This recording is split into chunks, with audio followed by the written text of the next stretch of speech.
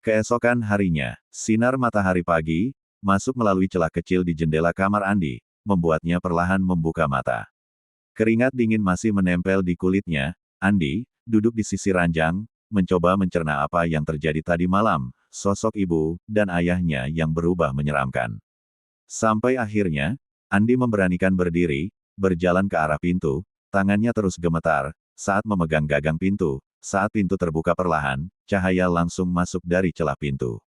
Terlihat, di luar, ibunya sedang memasak seperti biasa. Ayahnya juga terlihat normal, duduk di meja makan, sambil membetulkan perkakas kebunnya. Seperti, malam mengerikan itu tidak pernah terjadi. Di, kamu sudah bangun. Ayo cepat sarapan, suruh ibunya sambil tersenyum. Senyuman yang terlihat hangat, tidak datar, dan tampak normal. Sambil berjalan ke arah meja makan, Andi mencoba mengamati sekeliling. Jendela-jendela tua terbuka, dengan sinar mataharinya yang hangat. Ia mencoba melihat bayangan ibunya, tampak ada, tercetak di atas lantai kayu. Hati Andi sedikit tenang. Ia menyangka, mungkin tadi malam hanya mimpi buruk semata, pikirnya. Ia mencoba melihat keluar rumah, dari balik jendela. Desa tampak hidup seperti biasa.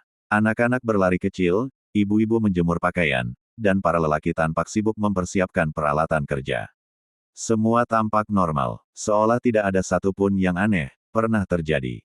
Di, kamu lagi apa? Ayo makan. Nanti keburu dingin. Suruh ibunya lagi, untuk kedua kali. Andi menoleh, sambil tersenyum hangat. Iya bu, jawabnya, berjalan ke arah meja makan. Siang hari terasa sangat normal, Andi bersekolah, bermain bersama teman-temannya, makan dan pulang ke rumah, seperti biasa. Tak ada yang aneh ataupun janggal, ia mulai yakin bahwa mungkin kejadian malam itu, hanyalah mimpi buruk belaka. Sampai malam tiba, dan seperti biasa, Andi pergi mengaji ke musola. Bercengkrama bersama teman-temannya. Namun begitu pengajian selesai, dan mereka mulai pulang bersama seperti malam sebelumnya, perasaan tidak nyaman itu kembali muncul di benak Andi.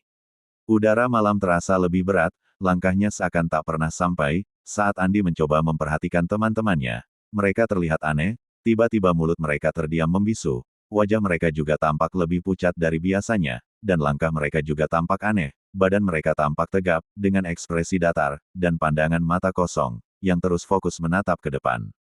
Andi terus berjalan, berusaha mengabaikan itu, bahkan ia pun berjalan, di depan teman-temannya. Karena mungkin ia sudah tak peduli, dan ingin cepat sampai ke rumahnya. Tapi ketika Andi berjalan, melewati persimpangan tempat dulu ia berpisah dengan teman-temannya. Langkah teman-temannya tiba-tiba berhenti, tanpa sebab. Suara sandal mereka terputus serempak, di belakang Andi. Andi berhenti. Hai, ada apa? Kenapa kalian berhenti? Tanyanya tanpa menoleh. Tak ada jawaban, teman-temannya hanya diam, membisu di belakang. Rasa penasaran menyelimuti Andi, ia perlahan menoleh. Seketika hawa dingin merambat dari tengkuk ke ujung kakinya, mata dan pupil Andi seketika terbuka lebar. Apa yang ia lihat membuat tubuhnya langsung lemas. Wajah teman-temannya, begitu mengerikan. Kulit mereka tampak pecah, hitam, gosong seperti habis terbakar hebat. Daging di sekitar pipi mereka meleleh, memperlihatkan tulang yang mengintip dari bawahnya.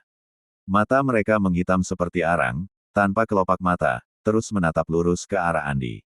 Sambil berdiri tegak, memasang senyuman aneh, menampakkan gigi putih mereka. Dan, menggoyang-goyangkan kepala, seperti boneka rusak.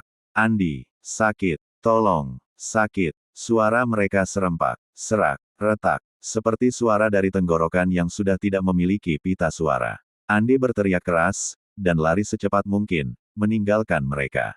Dia berlari melewati jalan tanah, melewati semak, melewati kegelapan yang seolah hidup dan mengejar. Dan akhirnya, sampailah ia di pohon besar, tempat ia pernah merasa diikuti pada malam pertama. Pohon itu menjulang tinggi, dengan dahan besar, dan bengkok, seperti tangan raksasa yang sedang meraih langit, sedangkan udara di sekitarnya lebih pekat, lebih dingin, dan terdengar gumaman samar yang tak bisa dipahami. Akar-akarnya menyembul dari tanah seperti tulang rusuk. Karena tak melihat jalan, Andi tersungkur, ketika kakinya tanpa sengaja mengenai sesuatu yang keras di tanah. Andi mencoba melihat apa yang membuatnya jatuh, terlihat. Benda itu berbentuk bulat, seperti buah kelapa. Tapi tak mungkin itu buah kelapa, karena di sekelilingnya ia tak melihat pohon kelapa satupun.